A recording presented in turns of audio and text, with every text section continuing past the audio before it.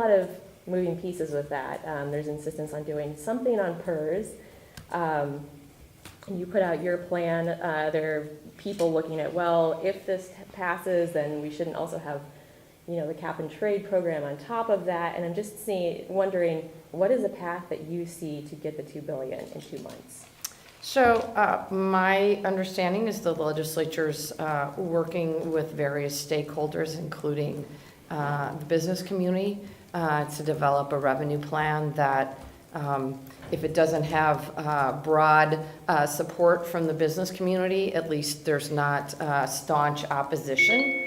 I think the student investment package is, I wouldn't say the I's are dotted and the T's are crossed, but it's certainly moving in the right direction, with the exception of what I talked about over the last couple of weeks, investments in higher education.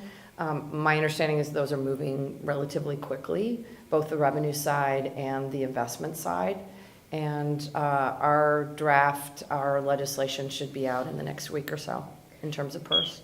How would you describe your level of, in kind of a concrete way, what are examples of how you've been involved in making sure this happens? Because I've heard some grousing about, there's not a plan. People are really worried that it's not going to happen. Well, there's obviously a plan.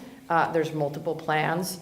Our involvement has been multiple levels and multiple layers, from, frankly, Christian Gaston and Gina working with legislative chairs, to our working directly with the business community in terms of receiving their input and providing that to the presiding officers. We meet weekly, the presiding officers, and obviously this is something we talk about on a regular basis. So it's all of those pieces, from nitty-gritty details to big picture strategy.